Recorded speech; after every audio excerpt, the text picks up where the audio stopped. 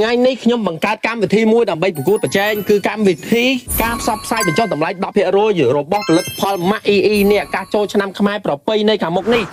ការបញ្ចុះតម្លៃ 10% នេះលើកលែងតែថ្នាំដុសធ្មេញជាមួយនឹងប៊ីចេងម៉ាក់ EE តែប៉ុណ្ណោះដែលមិនមានការបញ្ចុះតម្លៃ 10% ហើយថ្ងៃនេះផងដែរខ្ញុំក៏ឲ្យកូនស្រីរបស់ខ្ញុំធ្វើជាគណៈកម្មការនៅក្នុងការឲ្យបន្ទុកទៅដល់អ្នកទាំងអស់គ្នាដែលដើរផ្សព្វផ្សាយនៅក្នុងបរិយានេះហើយតើនរណាម្នាក់នៅក្នុងចំណោមគ្នា4នាក់នេះដែលជាមនុស្សដែលពូកែផ្សព្វផ្សាយឲ្យពុកម៉ែបងប្អូនយើងជក់ចិត្តដិតអារម្មណ៍ទ្រាំទិញមិនបានសម្រាប់ឱកាសចូលឆ្នាំខ្មែរប្រពៃណីខាងមុខយើងនេះ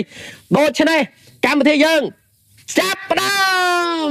ថ្ងៃនេះក្នុងធ្នាមខ្ញុំជាមលកម្មការខ្ញុំត្រូវដាក់បន្ទុកឲ្យបងសម្លាញ់របស់ខ្ញុំមកទៅដាក់បន្ទុកមួយបងមួយគ្នាទៅលឿនវ៉ាវស្ដាប់ច្បាស់ទេចូលឆ្នាំហើយបងប្អូនអ្នកស្រុកអ្នកភូមិយើងនៅក្នុងបរិយានេះកុំធ្វើចាតែញផលិតផលមកអីទៅជូនយាយជូនតាជូនពុកជូនម៉ែនៅស្រុកនៅស្រុកមានថ្នាំដល់ថ្មីមានទឹកយ៉ាងសិនមានប៊ីចេងមានម្សៅផាត់មានគ្រប់យ៉ាងទាំងអស់តែបងប្អូនកុំធ្វើចាកំពុងម៉ាក់អីមានប្រម៉ូសិនមុនចូលឆ្នាំនេះ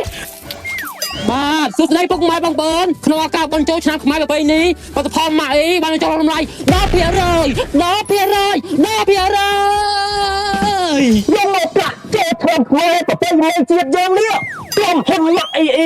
នឹងមកចុះតម្លៃ 10%